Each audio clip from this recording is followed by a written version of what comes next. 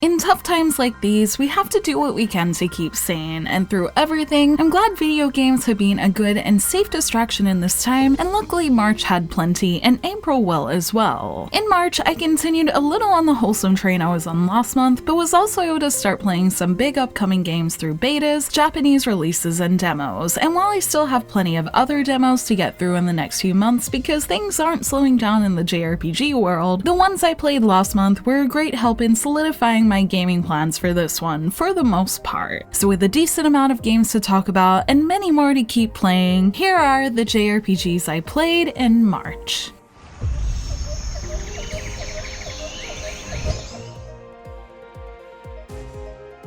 Around mid last month, I was one of the lucky people to get beta access to the second closed beta of Genshin Impact. While I quickly found out my computer wasn't the most powerful thing I could be playing on, I was still able to get immersed into the world regardless, and the combination of freedom with an endless flow of things to do make it a game I can see myself getting addicted to in its final form. It's not just its open world that makes it fun to get through though. The characters in its main story were likable, the gameplay involving using elements to your advantage is interesting, and its characters are so beautifully designed that I can see myself wanting to collect every single one, even when there are still many more to be announced. Those things were great, but my favorite memory with the game was when I was trying to work out a puzzle for a side quest, but I kept getting distracted by every shiny flying thing in my path. And it's that kind of constantly flowing gameplay of doing quests, getting distracted, finally finishing one, and then getting distracted while doing the next one that has me excited to play the final game, especially since it'll be free to play.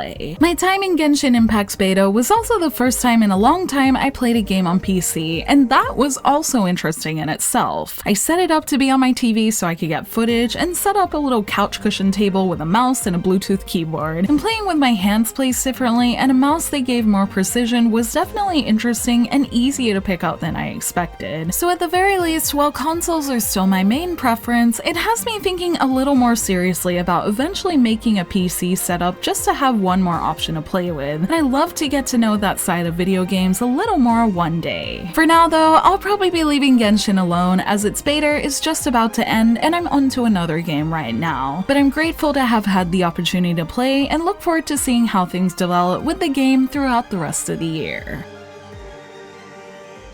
Persona 5 Royal is actually what I'm playing right now, and I'm currently itching to finish Kamoshida's dungeon again, especially since I found all the will seeds and can destroy the dungeon in peace this time. But last month I did also play a little, mostly for Japanese study with the Japanese version, and also on its Western release date as I was so excited that the Royal version was finally out in English. On the Japanese side of things, I kept reading the manga alongside the game to help me get through it without having my head glued in a dictionary, and while I didn't get that much further, I did get up to just before you meet the next Phantom Thief, which I still hope to read through because I want to see what the other characters will look like in manga form. Game-wise, I didn't get that far, but I did get to see the post-Kamoshida dungeon scenes that were done so well, and seeing the dramatic school meeting again, but this time with Japanese voice acting, was very interesting, and they truly did a good job at making that scene hit really hard. As for the English version, I played for about an hour and a half on its release date on the 31st when I was only meant to play for about 5 minutes. But most of you probably know that the start sequence is long without many save points, and I also kept looking for excuses to keep playing, which resulted in a much longer play session than intended, but it was a lot of fun. I'm excited to keep playing this month. It'll be nice to finally finish Royal in English since I played 5 a bunch of times in both English and Japanese since it first came out in Japan in 2016, and have only finished it once in my English runs. So I'm excited to enjoy this game in its new form and get that feeling of closure again, but with all of its new pieces too. As a side note, since I'm continuing in English, this will also be the end of my Japanese run in Royal, as I'm going to have all the English lines back in my head, which isn't ideal for study, so I'll have to fill that void at some point. I'm considering maybe with the Crossbell arc of the Trails series or with VVVTunia when they're out on PS4 in Japan, but I need to look into how hard their Japanese is and if there are any manga options to assist me, as that was a godsend when studying with Royal. In any case, I'm very thankful for Royal for being an engaging way to study, and I look forward to doing that method again sometime soon.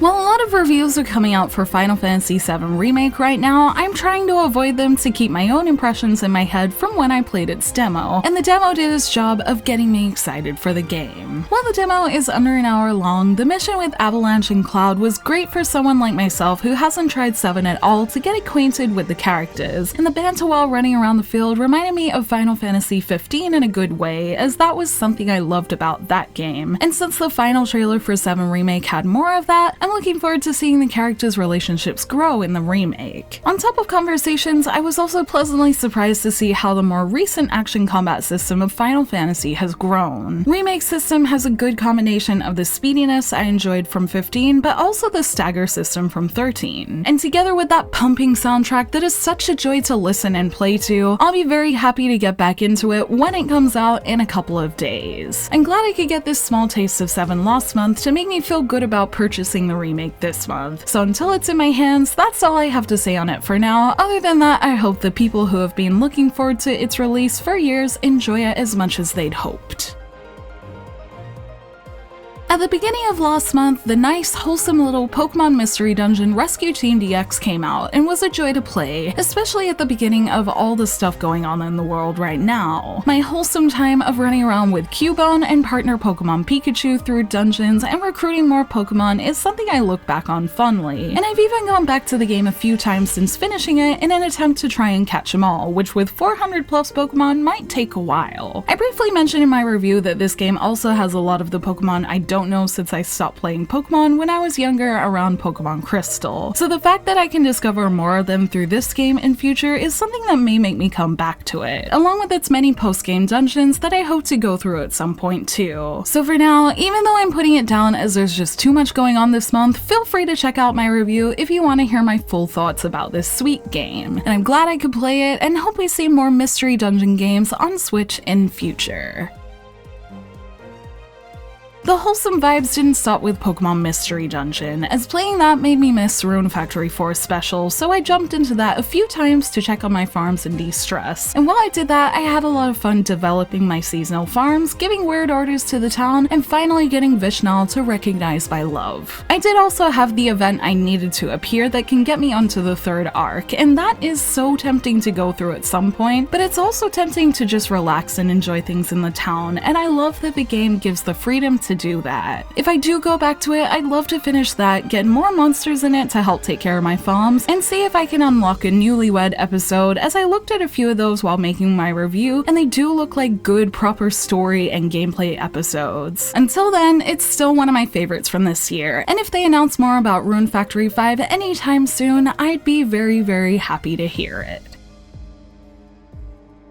It's April now, and as I've already mentioned, I've started playing Persona 5 Royal already, and I'm enjoying that a lot, and it's certainly doing a good job of filling in the void of all the things I'd like to do outside, as I can do them in Persona and raise my confidant rank instead. After that, of course I'm going to play Final Fantasy VII Remake, that I'm sure is the plan for many other JRPG fans this month. My only concern is when I'll play it, as Persona 5 Royal is a big game, and I only just hit 10 hours in it at the time of recording. But 7 Remake is kind of a historical event for JRPGs, so I wouldn't want to miss it. So hopefully I can get to it sooner rather than later and share my thoughts with you guys as soon as possible. As for the rest of the month, late April has a few JRPG decisions to make, namely whether I will play Sakura Wars or Trials of Mana. Thankfully, both of them have demos I can try that can help with that decision, so that is something I'd like to try soon as well, and hopefully I'll be able to update you guys on which one I choose with a video, maybe in a first impressions or something similar. Until then, it's back to Persona 5 Royal for me. I hope you guys are staying safe and inside right now and are playing a lot of games and keeping yourselves happy and healthy. And I look forward to reading everyone's thoughts in the comments on all the big games coming up this month.